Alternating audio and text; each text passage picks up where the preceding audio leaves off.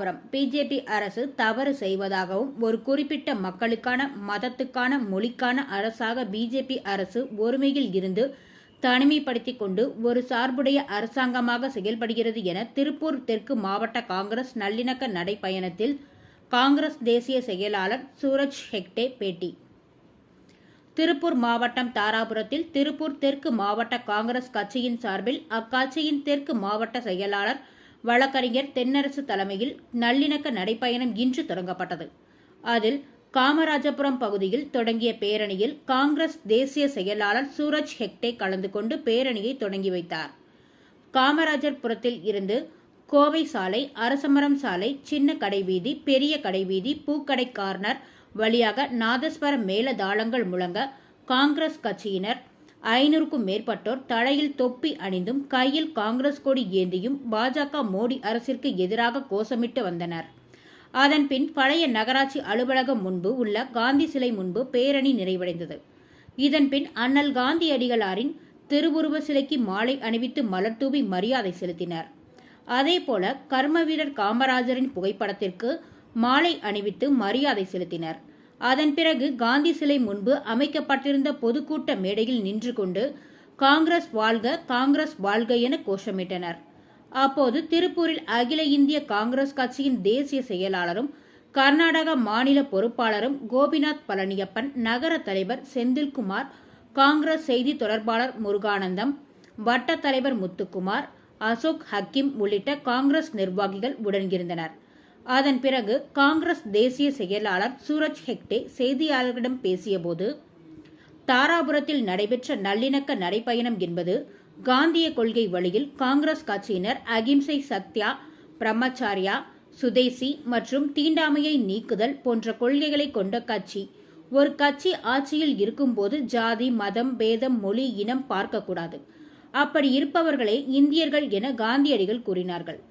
ஆனால் தற்போது இந்தியாவை ஆண்டு கொண்டிருக்கும் மத்திய பாஜக மோடி அரசாங்கம் மதம், மொழி, ஜாதி ஆகியவற்றை முன்னெடுத்து செல்கிறது. இதை தவிர்க்க வேண்டுமானால் ஒரே இந்திய மக்களாக இருக்க வேண்டும். ராகுல் காந்தி நாக்கை அறுத்தால் ரூபாய் 11 லட்சம் பரிசு சிவசேனா சிண்டே அணி எம்எல்ஏ தெரிவித்ததும், இதுபோன்று பேசும் நபர்கள் மற்றும் கட்சி ஆகியவற்றை மக்கள் புறக்கணிக்க வேண்டும். ஹரியானா, காஷ்மீர் ஆகிய தேர்தலில் காங்கிரஸ் 100% வெற்றி பெறும். அதேபோல இனிவரும் மாநிலங்களில் காங்கிரஸ் அதிக இடங்களில் வெற்றி பெறும் எனவும், கர்நாடகா காங்கிரசுக்கு கிடைத்த முதல் வெற்றி. அதைத் தொடர்ந்து காங்கிரசுக்கு வெற்றி கிடைத்து வருகிறது.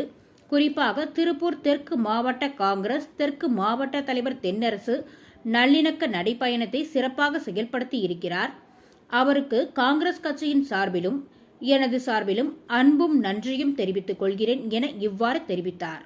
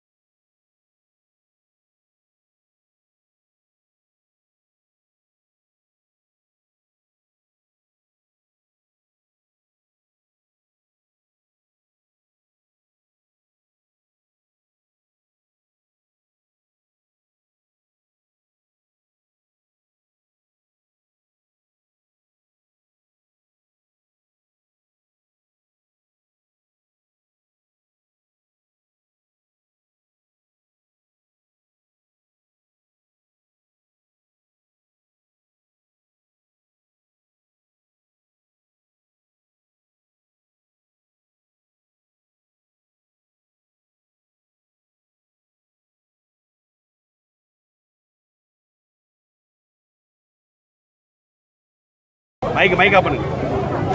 காந்தி ஜெயந்தியோட ஃபங்க்ஷன் நடந்துன்னு போயின்னு இருக்குது. காந்தியோட ஆதர்ஷம், காந்தியோட அஹிம்சா, காந்தியோட பிரீத்தி, அவர் எப்படி எல்லாம் சேர்த்து பண்ணி எல்லாம் எடுத்துகிட்டு போகணும். இது ஜாதி மத பேதம் பண்ணக்கூடாது, இந்த ஒரு பாஷையை பற்றி வேதம் பண்ணக்கூடாது என்ன சொல்லியிருக்கிறாரு. அதுதான் இந்தியா ஒருதா இருக்குது, எல்லாம் பிரீத்தின்னு இருக்கணும்னு சொன்னார். அது மெசேஜ் எடுத்துன்னு போட்டு இருக்குங்க.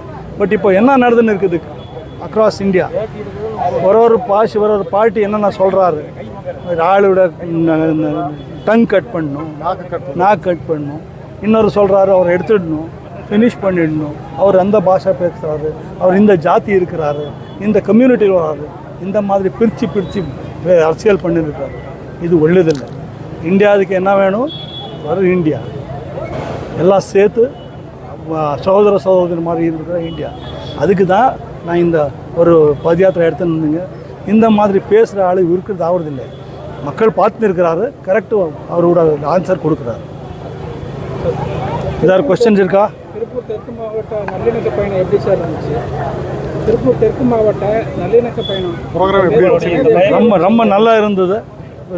ஒரு இவ்வளோ லவ் அண்ட் அஃபெக்ஷன் கொடுத்தாரு நம்மளுக்கு. எது என்ன சொல்லிருக்காங்க, ஐ எம் வெரி ஹாப்பி. எல்லாம் நம்ம கட்சியோட பப்ளிக்கு என்ன லவ் அண்ட் அஃபெக்ஷன் கொடுத்தாரு, எல்லாருக்கும் ரொம்ப நன்றி. சார், இந்த ஹரியானா காஷ்மீர் தேர்தலை பற்றி? ஹரியானா நாங்கள் ஜெயிச்சிங்க 100%. காஷ்மீரும் ஜெயிச்சிருங்க. அடுத்த எதாவது ஸ்டேட் வருது எல்லாம் ஜெயிச்சு தான் போகும். கர்நாடகா ஸ்டார்ட் ஆச்சு, இப்போ எல்லா ஸ்டேட் ஸ்டார்ட் ஆகும். சரி இருக்கா?